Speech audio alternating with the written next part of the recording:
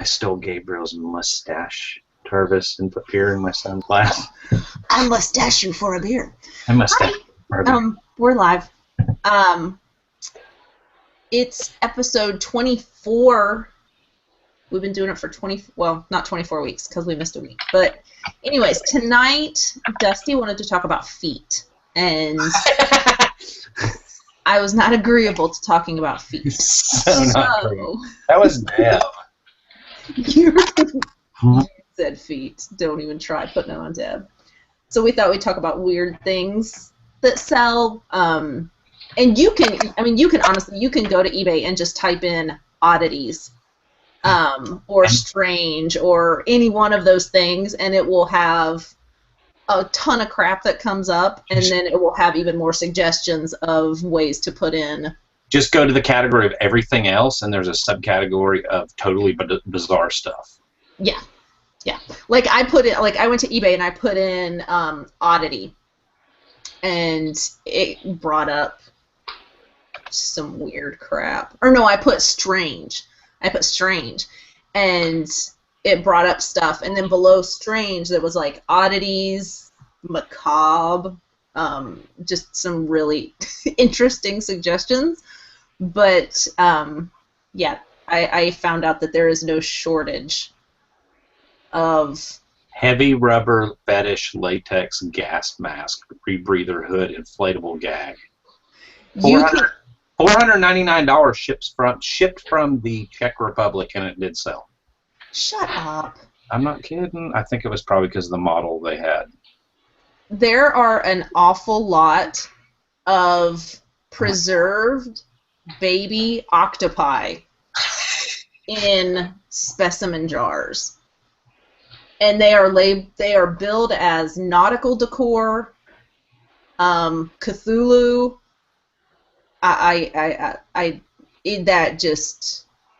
That one kind of caught me off guard. There are quite a few of those. Sounds wonderful. Deb, Right? what is wrong with you, Deb Downer? Nothing. I don't have anything to say. What do you want me to do? Just like make something up? Yes, that's what we do on this show. Here you go. Vintage, sold for $199. Vintage pickled 3-leg chicken in a jar. I found a monkey's head that what was it? It had parasites and something else. You can get anything on eBay. You really, Deb, go to eBay and put in oddity or just odd, or it blew my mind. The disgusting things that you can buy on eBay. Some of them made me sad. Like, really, really sad, because there was like... Well, I'm going to stay out of the adults only section. I did not even go in there. The title says... I wanted to look up the keyword weird. That'll work. And Gothic. it's a lot of really, really freaky photos. There are some really weird like people. Really strange black and white photos. Did you see the spider girl? Did you see the girl that was naked inside of the bottle? How about the one that the title simply, and it sold for $190, says the title says bacon balls. They have one picture which looks like 3, 6 on a paper towel, bacon balls, and the description says only eat my bacon balls. That's pretty awesome. Here's the keywords: strange, odd, spooky, freaky, creepy, weird. Baby mom girl World War II vintage photo, and it's of a black and white, obviously 1940s, and the woman's holding up a sign that says, "Women, use your tits."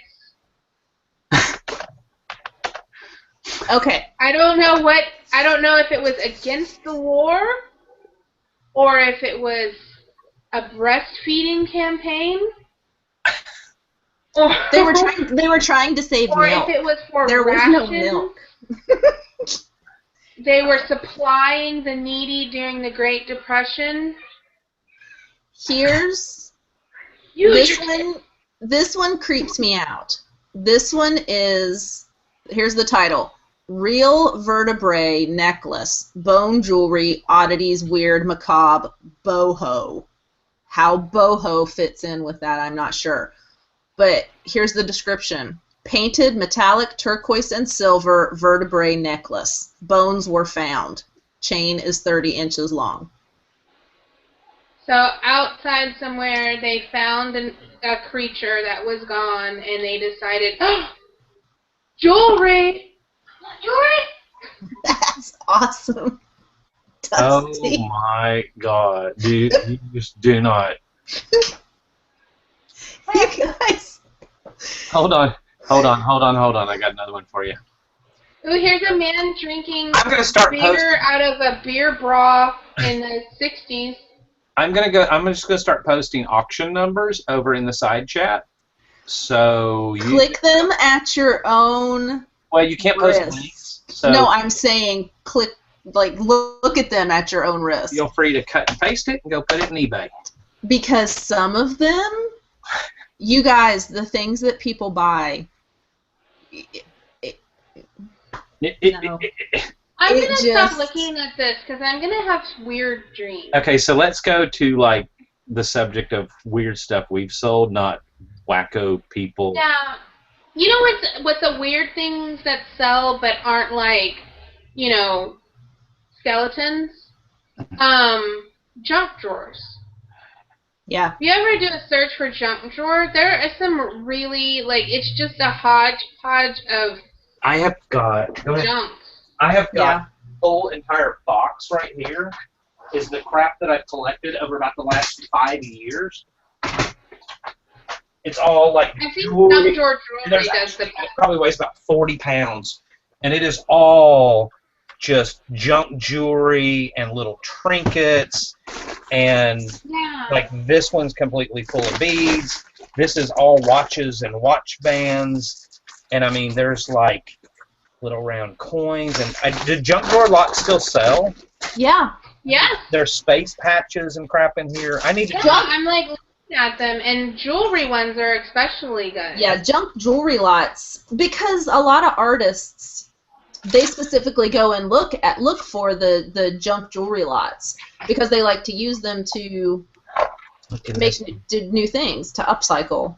This little box has like old cufflinks and pearl buttons and crap. I bought that at a yard sale. It had all the crap in it because there was actually a piece of gold in it they didn't know, and I sold a piece of gold. And that was probably like 3 years ago. It's got all these cool old buttons. This one says Carter's on it. Okay, I'm gonna totally. You know, there are some buttons that sell better than the clothing that they're on. Mm-hmm. I know some of the blazer buttons, like the gold-toned blazer Mm-hmm. buttons, where you couldn't sell the whole blazer, but if you just chop all the buttons off, you could sell the buttons for very good money. Let me look. I'll find an example. Look, this is a Zippo that I bought because it had a 14-karat emblem on it, and I took the 14-karat off and scrapped it. It's still in the box. Like, I have all kinds of, like, I'm totally doing some junk drawer lots later. Yeah, so here's some Ralph Lauren blazer buttons. It's 3 of them. They went for $49.95. Were they the gold tone? Uh-huh. I don't know why There those do the are- best. The gold tone do the Yeah. best, and I don't know why. Mm-hmm. Oh, this is going to be fun. Look, here's a class ring in here. Look, some poor kid. I should try to find him and sell it back I to won't sell clothes, but I would sell buttons. Jefferson High Eagles, 1999. So if you're in the audience and this is your class ring, which is totally not gold, and you went to Jefferson High and graduated in 1999 and played football,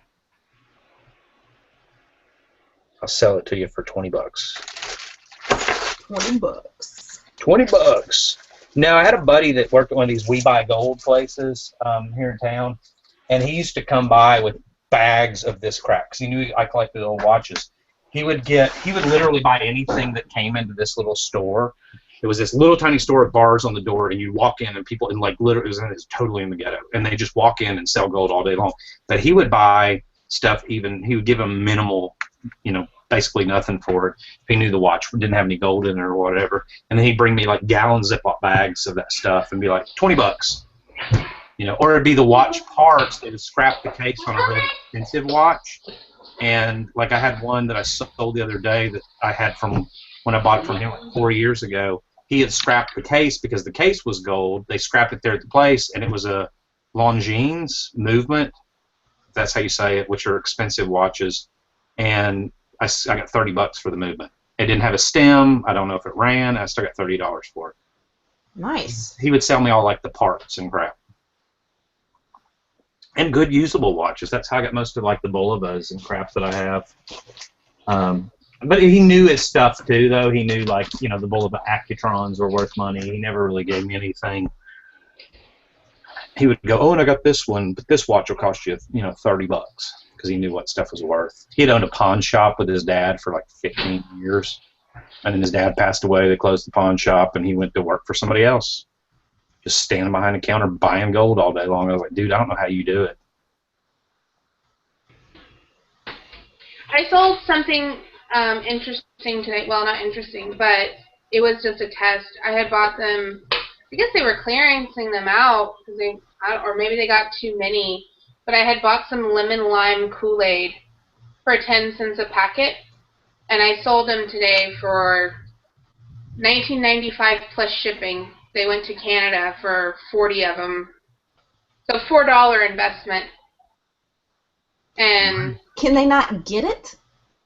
Some flavors they can't get internationally. I don't know about Canada, but I know specifically like grape, I think, is very popular in Germany, I believe. And they can't get it?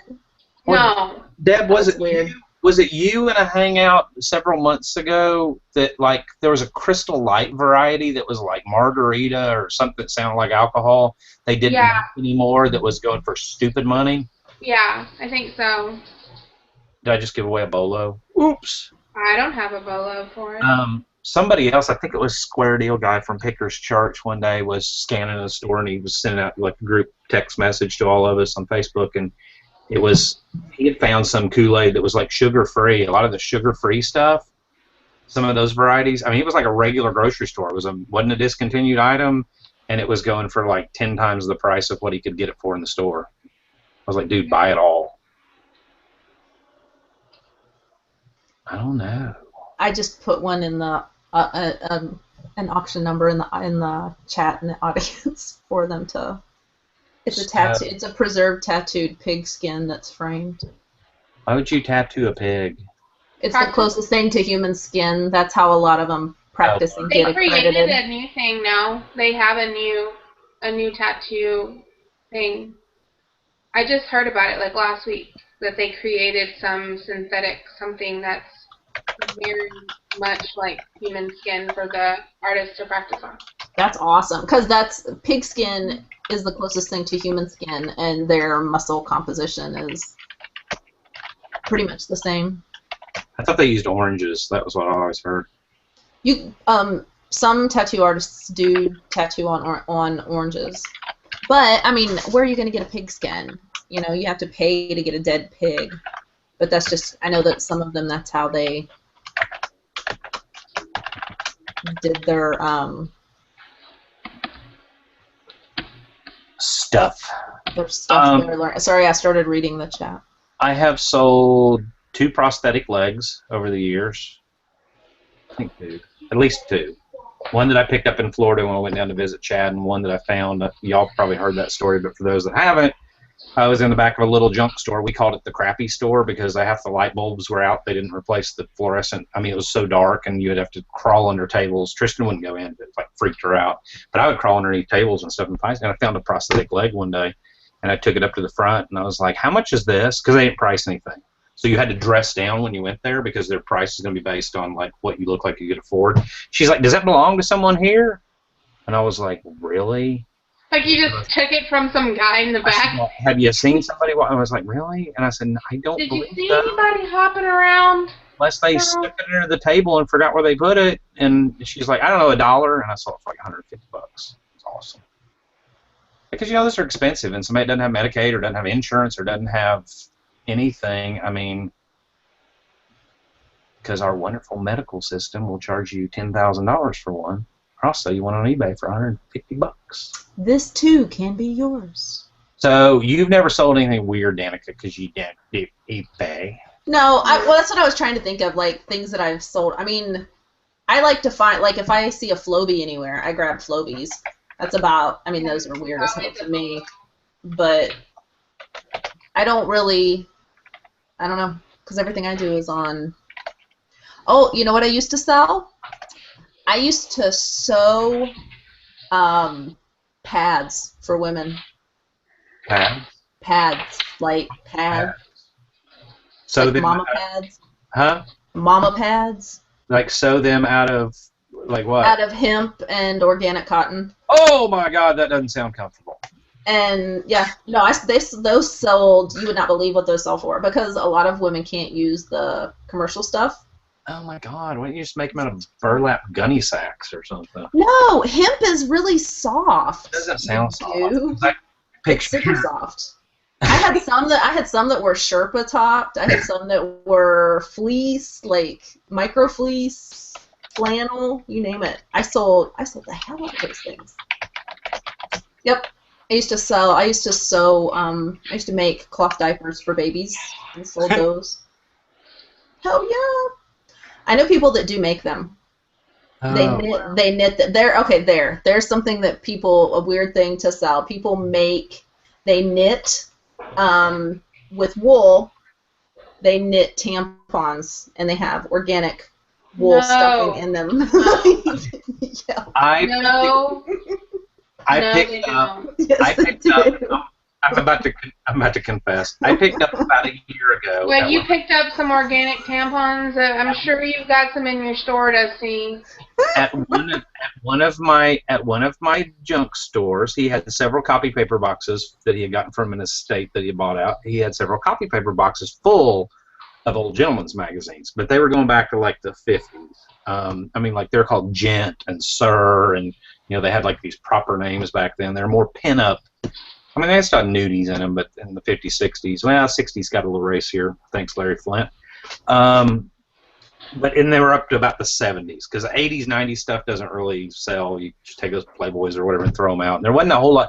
There was Playboys, there was Penthouse, but there were all these little digest magazines. Like, they're just stories, like hardly any pictures. And they were like Family Time, Family this, Family that. And I'm like, what the crap are these? And I go, there's a whole other world. If you've never gone to everything else, go to the main page, ebay.com, search by category, click by category, click category, go to everything else, click adult only. It'll make you verify you're at least 18, and there is an adult kit, and that's where all the stuff you don't want to know about Don't do it. It'll ruin your day. And even the 1950s stuff is, eBay will pull it if you put it in regular magazines, back issues, even though it's, if they catch it, which they typically do.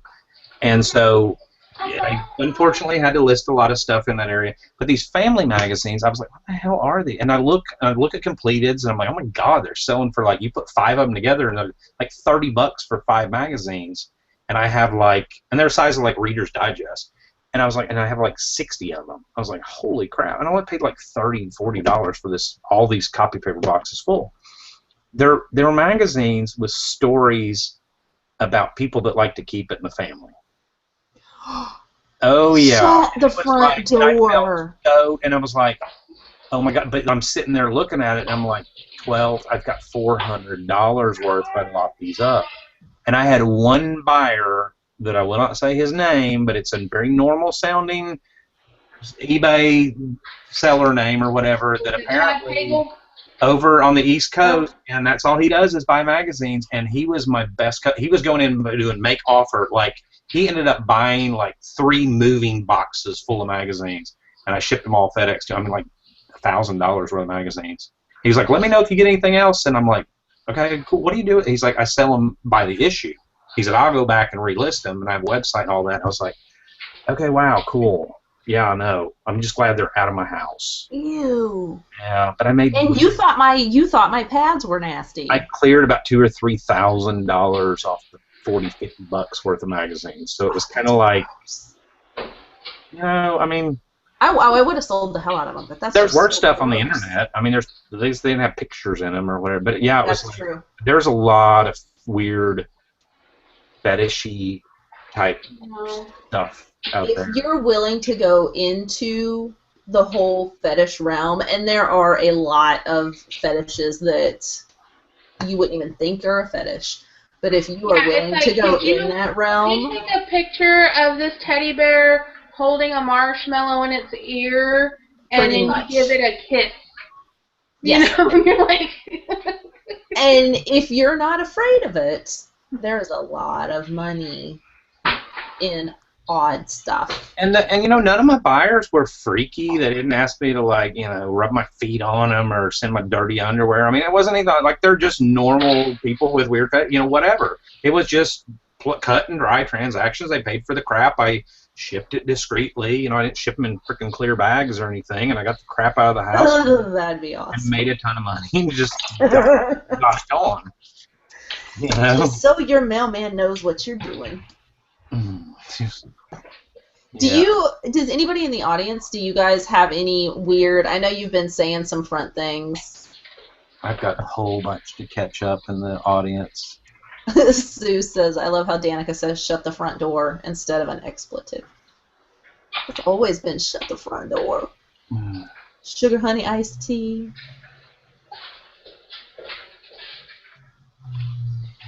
Upstate safety, if I can profit, I'm in. Yeah, I sold a bunch of, Sabine said I sold 5,000 Playboy condoms in 7 months on eBay. Loved it. Steady, low profit. I've sold a lot of condoms. I got into a friend of mine that bought a truckload full of, like, drugstore closeout stuff, and they weren't expired, so they could actually be sold, but they were, like, banged up boxes and stuff, so I couldn't do. Some of them weren't really bad banged up. It was like the Trojan Pleasure Pack with 35 in it, or those went to Amazon. The rest of them went to eBay if the boxes were bad, but I sold a lot of condoms. There was some, there was a bottle of pills in there, and I can't remember. I'd have to go back and search my email. But there was a bottle of pills in there that apparently had been pulled off the market. I found out later because I couldn't figure out why they were going. It was just a little bottle, some brand, you know, Stamina something, and like 60 pills in it, and I got like 300. I listed them for $3.99 or best offer. I got $350 for this bottle of pill. Come to find out, they got pulled by the FDA. That was why they were going for so much, because they were basically Viagra. They should have never been sold in the first place because they weren't approved, and whatever chemicals they had in them were basically the company had been selling over-the-counter Viagra. So, and then I think eBay might have pulled that auction. I can't remember. But if they pull it after the fact, and it's already gone through and they've already paid, and you get a hold of your customer, say, hey, do you still want it, and they're cool with it, then hey, go ahead and send it, because they can't file a claim because there ain't no auction existing anymore. How many people do we run off? No, they're still in there talking. I'm just reading what they're talking about. I have, oh, here, look, I have this, since I'm sharing tonight. This was from that lot of crap that I bought, and it's been taped to my desk right here, Just because I think it's funny as hell. It's like a joke. It's called Stiff Nights. Hold on. Stiff Okay. Nights male sexual stimulant. Shut up. It's been hanging there about a year. Regain the thunder. In the rare event that a you-know-what persists longer than 4 hours, please seek medical assistance immediately. One capsule lasts 2 to 3 days. Oh, my God. I swear it says that. Why would you want that? Wouldn't that be the persistent bleep? But 2 to 3 days? it's all natural. White willow bark. Meanwhile, after 3 hours, she sent you packing. When I first got off, when I have stuff like that, it stays in boxes, sealed up. I list stuff like that after my kids are in bed, and Oh, for sure. I mean, I don't spread that kind of crap across my living room by any means, but I mean, it's bad enough. It's been kind of it's tough to, I mean, I don't know. It's kind of like those magazines, $3,000 versus, hey, I can't sell this. I mean, I'm not saying it's greed, but you know. I just got here and Dusty is talking about rubbing auctions with his own. Got your leg. Sue said she's got that. Do you remember she's got that rubber girdle? She hasn't looked it up yet. Joseph Hare said priapism. That was actually taught to us in EMT when I went to EMT school, paramedic school. In basic class, they taught you priapism, and they said, okay, priapism is a constant erection of the penis. Constant and persistent erection. Where else are you going to have one? You know, most everybody there's like 18, 19 years old, and we're like, never encountered that in the 4 years of work. Is it vintage, the girdle she has? I think, yeah, I'm pretty sure it is. Regain your thunder. Chris said, Danica, you may want to put a warning on this video when you upload it. I'm sorry. I have, and No, that's my second year, I you. swear. Some of those rubber girdles are really high priced. Is it the one that holds the stockings and stuff? I don't remember. I don't remember if it is or not. Here's another. This is a total bolo. Depending on, it can be like really super. Why is there a picture of a lady wearing it? This is, and I don't know if it's a fetish thing. I don't know if it's just a collector's thing. Hold on, I'm looking it up to make sure that I'm not lying, that they still bring money. If you come across in your, you know, most people skip over magazines and catalogs and crap like that at garage sales and, you know, junk stores and thrift stores. Victoria's Secret catalogs, the vintage one from the late 80s, early 90s, bring crazy money. I say crazy, like 8 or 9. Here's a lot of 9 issues brought $80-something. A lot of 9 issues brought $60. Here's a lot of 6 brought $87. Here is that when Cindy Crawford was? It might. Well, but see, I've sold the ones that didn't have Cindy Crawford in them. Here's I can see somebody Cindy Crawford bringing it. They sold 4 catalogs. I'm serious. She's beautiful. I'm sorry, I was laughing at Dusty. Oh, I was like, what? Yeah, they're not bringing as much as they used to. Apparently that bolo got out. Oh, Fredericks of Hollywood catalog, I've sold those as well. Those were actually mixed in with all those other magazines. Apparently they kind of liked lingerie too. I'm telling you, rocket scientists and engineers, which is what most of the estates in this town are, they all had their porn. They all had their skeletons in their closet and their little file cabinets out in their garage underneath all their tools. I have yet to see an estate that didn't have girly magazines in it. Right? What's up with that? I don't know. And like those photos that, I don't know if you saw those photos that Chad did on a recent haul video that he sold. They were pinup. They were actual photos. Those came from an estate. I still remember the guy's name because he was military and he was NASA after that. And I sold a lot of his stuff for about a year's time. Those were pinup photos of his girlfriend or whatever. And when Chad was here, I sold them to him. I'd forgotten they were out in the garage. And, I mean, he just kind of half naked, her covering like that, you know, just some bare pictures of her on the bed, on the beach. I mean, just black and white, 6x9s or whatever, 5x8s, 4x8s. Sorry, And they were in a file cabinet in an estate. I don't know if it was his wife or, because I think the guy wasn't married, if I remember correctly. Bronies. I thought that MSP was being funny. I completely missed the brony part. Not my personal. Okay, I'm so behind here.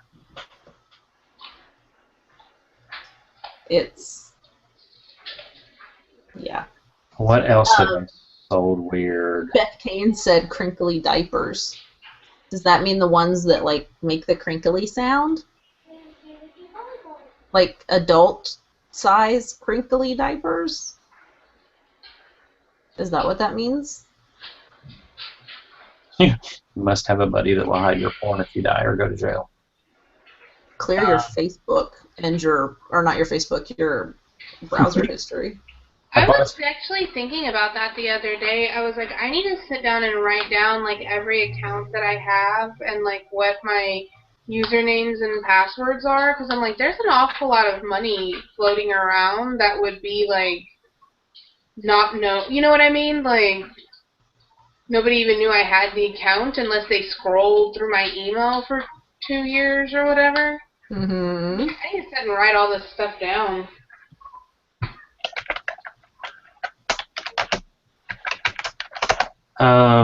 Let's see. I sold back in the early days of eBay, late 90s.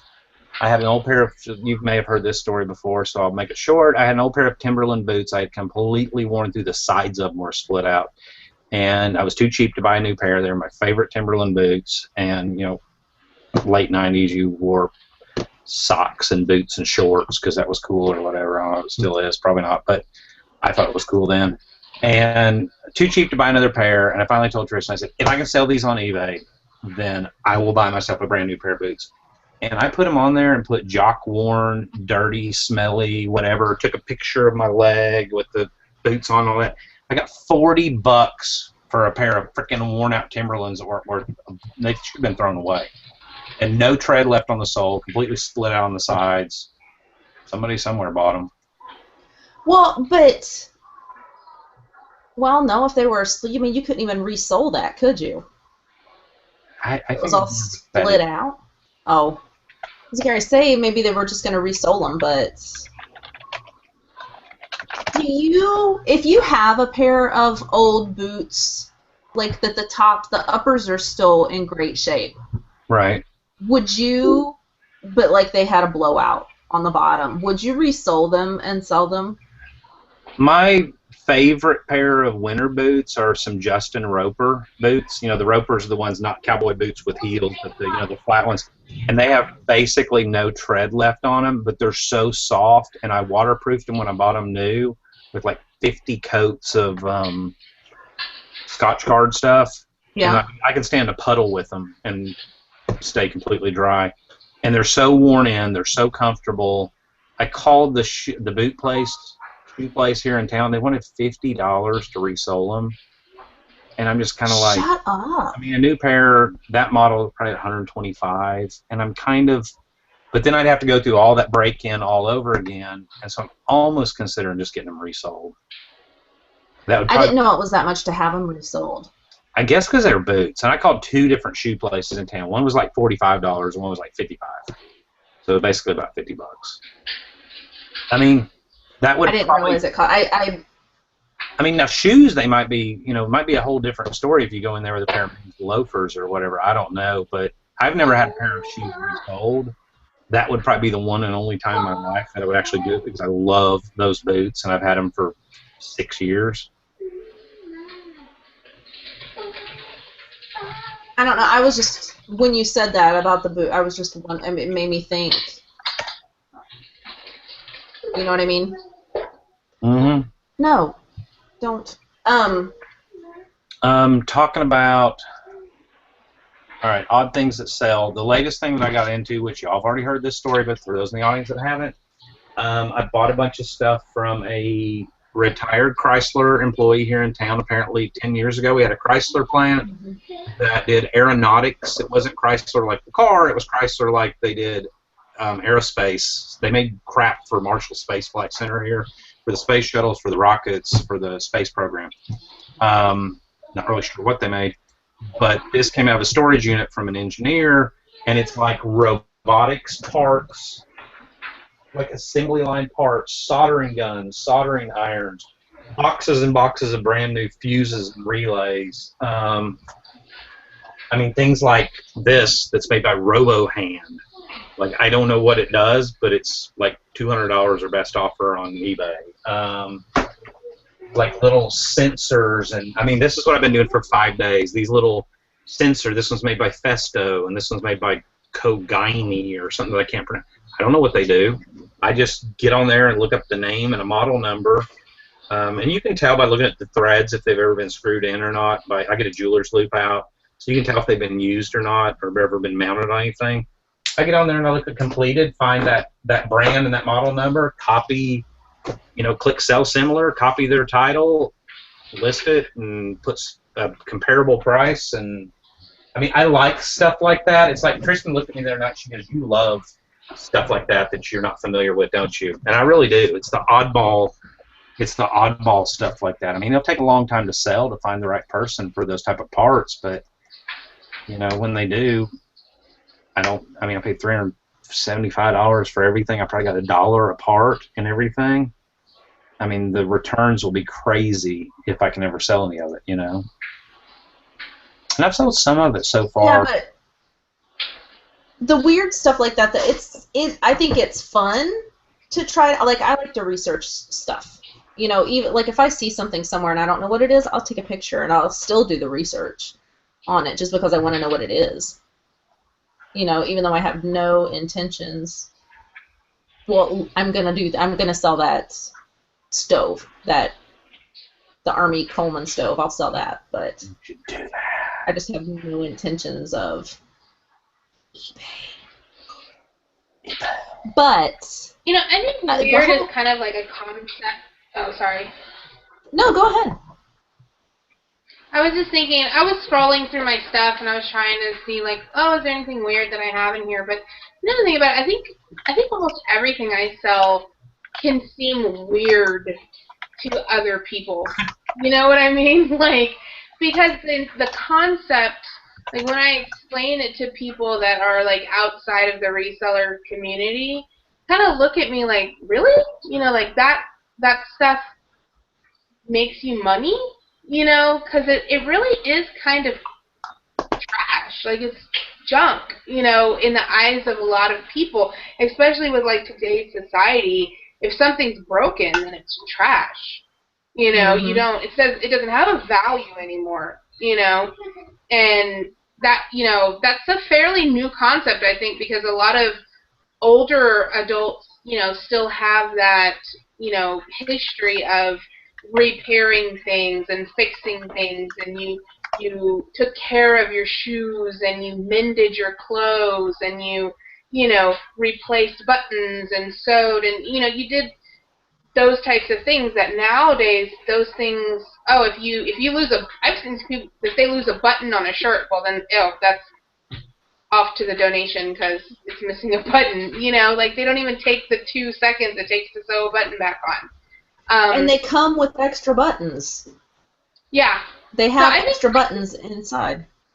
Yeah, I don't know. People are just very wasteful, but I think, you know, if you kind of look through my store, if you were an outsider, you would think that what I have there is kind of weird. Like, it's because it's junk, you know? I make a living selling junk, essentially. You know, I get asked that. I was in my favorite little gas station down the road, and the guy Steve that runs it is like, "What are you even up to, Dusty?" And I was like, I told him what all I gotten into in a couple of stories. He's like, "Wow, that just fascinating." Like, he can't grasp, you know, he can't get his mind around. Like, he's like, "You make a living off of that?" And I was like, "Yeah, it's not. You know, it's like you own a gas station," because he's there 7 days a week from open to close. I said, "It's a lot like that, but it's fun. Like, I enjoy doing it." My mom thinks it's fascinating. My mother, when I go to visit my mom back in Birmingham, she loves hearing, like, "Okay, what have you gotten into now?" I mean, she loves the stories. When I graduated high school in '90, we moved to Tennessee. We stopped in Tennessee. We lived in Murfreesboro, Tennessee for about a year and a half because my dad was going to buy a grocery store there, and it didn't work out. And, you know, I was straight out of high school, didn't have a job, didn't know what was going on. And my mom and I just kind of got into hitting estate sales. I mean, I had never really been into antiques, never been into estate sales. I'd never been to an estate sale before in my life. And we went, and I'm just bidding on stuff. You know, I don't know how I had money if I didn't have a job, but apparently I did. And I remember buying a Foot Locker full of, like, old papers and photos and scrapbooks and stuff. And I'll never forget the girl's name that was on all this stuff in this Foot Locker. It was from the probably mid to late 1800s. Her name was Mabel Avery Grizzard. I mean, that's been 25 years ago, and I still remember that. And it was all of her photos of her whole entire life up to when she went away to girls' boarding school, went away to college, and then she got sick. She got whatever disease was going around, and she died. Like, it just suddenly totally ended with this girl dies at like 21 years old. And I remember just, like, for months just sitting going over this stuff. And she was gorgeous, absolutely gorgeous. And just looking at all these photos and looking at all this, and she's, you know, postcards that she wrote back home while she was away, and it just ends. And I'm like, wow. That's really interesting. I mean, are you being sarcastic? No. No, it was no. I thought you were. It was like, I mean, I sat and my mom and I sat and went through this, and it was. I can't compliment you for nothing, can And I? it was like, I mean, you felt like you knew this girl by the time. I mean, everything. It still had her pressed flowers in the scrapbooks. I mean, we're talking that 100 and that point probably 120 years old. And it still had pressed flowers in there. It still had all these photos, and she had written, where she had been and all this. And it was like, and then she like dies of a sudden disease while she's off at boarding school or college at 21. And it was like, wow. I don't know, and I think that's what. And then we moved on to Alabama, and then I started getting into eBay in later years, and now I find stuff like that fascinating. But I think that's what originally started me being intrigued by the weird. And I have to be careful that I don't go down that rabbit hole. Not that I would ever go off on a tangent or chase a rabbit, but God forbid. not me. But I find like this guy with this stuff behind me with this Chrysler engineer. I mean, his name was on a few things, and of course, I immediately Google him and put the words obit or obituary, to find out who he was, where he died, what the story was, how did I end up with all this stuff. I don't know. I find it really, really, really fascinating. Did you look into? Do you remember the guy that sold his life on eBay? Like he sold his house and clothes and introduced you to his friends, and you got to even try your hand at his job. I feel like some days I've sold my life on eBay. No, he got $400,000 for it. Oh my God! For how long? Like, he sold his life. That's For the rest of his life. cool. Yeah, Disney's opted. They might make a movie about it. Yeah, he sold his life. Like, So he just started another one. yeah, pretty much. It came with his house, his car, like a jet ski, motorcycle, an online business. You got a trial run at his job. Trial run at his job. I don't remember what all it was. Basically, all he was doing, he was leaving his house with the clothes on his back, his wallet, and his passport. Wow. Right? And he was single, right? He didn't have wife. And Yeah, kids. no, yeah, he was single. Yeah, he was single. His name was Ian something, but yeah, he sold his life. I'm pretty sure it was $400,000 he got, or right at it. That's weirder than anything. I think But in a that's cool awesome. way. That's way better than killing yourself. All right, you want to talk about? Isn't that cool? Like how some people do. That would be awesome. Even if you Well, sold and it that's- for even if you sold it your shitty life for $500, that's still better than offing yourself. And But you got he- $500. That was like a lot of the that was like the big thing because I'm trying to remember. I think he had a build up to it, and he's probably written a book and everything. But he was just tired of it. Like he was done with it. He was tired of it, and he's like, that was the thing. He was like, I'm not killing myself, just selling my life. Nice. That's gross. Somebody's stinky. Whatever makes money. It went to Hawaii, actually.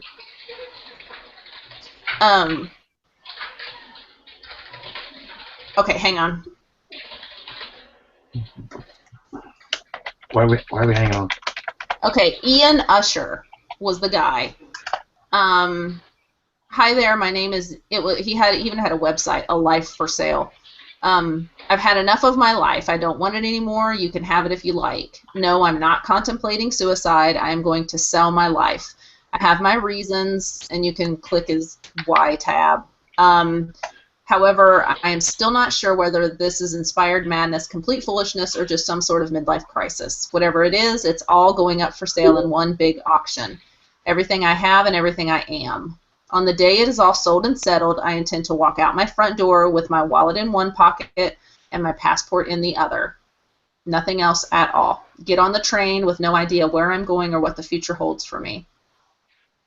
I think that's awesome. I would totally do that if I was someone that, was dissatisfied with things and... He did write a book, and the story's been optioned by Walt Disney Pictures, who may make a movie about the whole adventure.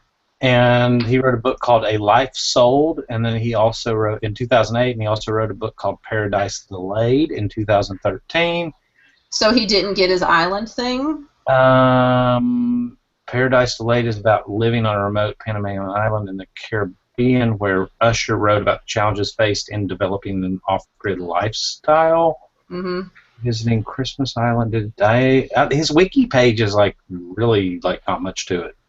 I just went to I found the website. Well, I wiki because I'm very simple and I need it cut and dry. Wow, Sue said the man who sold everything on eBay after his wife left him buys his own Caribbean island and finds love again. His wife left him in 2008, and he said he wanted a fresh start, so he just sold everything. That's what wiki said. There you go. There you go. I think that's awesome. I think it's cool. He completely did a reset. So I think if that one's my coolest weird thing that I know that's been sold. You know, the coolest thing I ever sold was it was the first thing I ever bought, like, at a garage sale.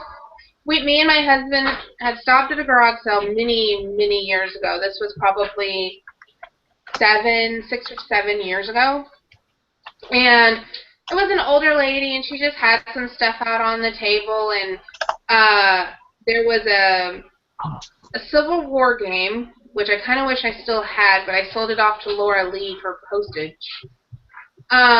Just because I'd had it forever and I wasn't going through it, you know. And then a digicomp from it said first personal computer, and it was dated from like the 60s. And I paid $1 for that, and it was really neat, like researching that item, and it sold for like over $100, and I only paid $1 for it. So it was really good. It was neat, like finding stuff like that. I woke up one morning about 4 or 5 years ago, and back when we actually used to get a newspaper and actually read it before everything went digital, and I would check the collectibles section and the stuff for sale, and it said unique space Apollo prototype module, Madison, which is kind of an area over to the west of us, another little town that butts up against Huntsville, had a phone number. It said like $250 or best offer, and this is like 6:30 in the morning. So I wait till about 7:15. I'm like, okay, that sounds really interesting. And I call the guy, and he's like, yeah, you're the first one to call. I said, give me your address. I would really like to look at it. I'll be right there. Ended up getting it for $200. What it was is the guy worked for, apparently when NASA first wanted to create the first, the capsule that the astronauts were actually in, they put it out to different companies. They put it out to Northrop Grumman, which back then I think was just Northrop. Wow. Or maybe it was just Grumman. I think they were separate companies back then. They put it out to Boeing. They put it out to a lot of the companies here in town that were doing, you know, air stuff and space stuff. And they said, create us a prototype, drop all the schematics, tell us what you would do for a capsule to put a man on the moon and all that kind of stuff. And it was a solid walnut wooden prototype of the Apollo space capsule. It was about that big. It was probably about 2 feet tall. It was like that wide. And it came apart in sections. And then in the cone part of it, there was a little handmade parachute. And I got to talking to the guy, and he had worked for, I think it was Boeing. And he had worked for Boeing, and when they moved their office and closed the one down here in town to move across town, they let each person take one item out of the office, and it had been sitting on a display thing for like 25, 30 years, and he chose that, and he said, I want to pass it on. I don't want it anymore.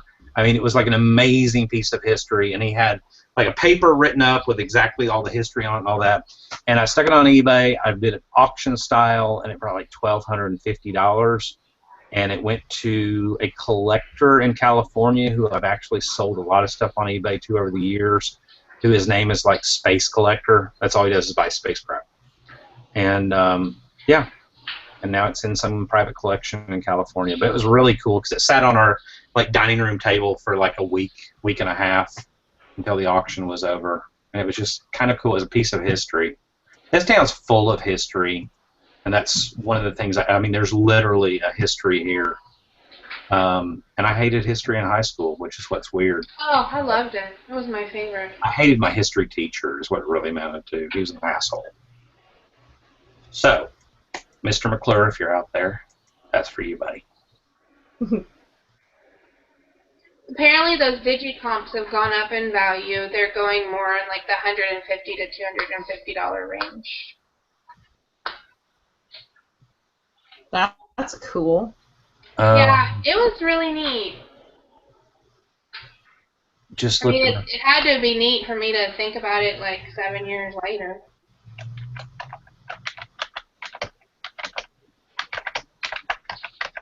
I started reading this guy's blog. A couple of years ago, another estate here I came across. I bought the contents of a file cabinet because I realized it had. Hold on. This is cool stuff. I want to do a show on cool shit. It had like lots of. I don't know what these are. Study on the presentation. I mean, this guy was like total rocket scientist. Like helped. I think these are. Oh, these are launch sites. I think these were from White Sands. Yeah, they actually are. But one of the folders had a bunch of photos that were stamped confidential, and they were for the Minuteman. They were for the Minuteman missile program. And I've got a bunch more binders and stuff down there with schematics that I probably shouldn't have. But they had all these black and white photos of where they took the first Minuteman missile without the nuclear warhead or whatever the hell it had on it, and they crash tested them in the White Sands Missile Base out in wherever, New Mexico or Arizona or whatever. Brian in the audience would know that. We were talking about that the other day. And it showed all the rocket scientists or whatever standing around looking at the remains of this crashed missile and stuff. And they're all stamped confidential on the back of it. And that's pretty cool. I actually sold those on eBay and got away with it and didn't get the auction pulled, and the Men in Black didn't show up at my house. I don't know. It's the stuff. If you learn, like most people would walk by a filing cabinet. If you're in an estate, you're not going to look in the filing cabinet. I mean, I would if you know what the person did for a living and they worked for, I don't know, they made cars for a living, or they did something that might have had, some kind of technical secrets or something that might have been kind of interesting. Look for paper stuff. I mean, there's a lot of really cool stuff out there that most people pass by because they're looking for the antiques and the collectibles and the patches and the pins and the, but there's just, I've learned, like one of my junk store guys, I mean, he doesn't understand why would you buy these boxes full of, I'm like, I'll pay you $5 a box. If I get home and there's something in it, like those Minuteman missile photos, then that's a total home run. And if not, I wasted $5. I'll make money off something else and I'll throw them in the garbage. I don't know. I like weird things. I don't know. It's fun. I'm totally the guy in the estate sale that if it's not run by a company, it's just a mom and pop kind of thing, that I will walk down the hall, and I've done this at several of them, and I'll see the attic door thing with the little cord hanging down. I'll be like, hey. And you could tell they haven't had time to go through the house. I'll be like, hey, has anybody gotten in the attic yet? And they're like, no. And I said, you care if I look? I'll hand stuff down to you and help you get it down. And they're like, oh, okay, cool. Well, hell yeah. And I mean, I'll be that guy, and I'm the guy that digs under the bed, looks under the mattresses. I don't care. It's just that's where you find the cool, fun, weird, freaky stuff. That's where you find the toys Dust and things bunnies. that you don't want to find. You find the toys in the sock drawer every single time, and they're always in a black dress sock every single time. That's disgusting. That's the truth. And every storage unit that you ever buy at auction has at least one. And on that note, it's 8 o'clock. And I had to end it on some bad note again. We lost all our watchers. You did not end it on a bad note. So, moral of the story.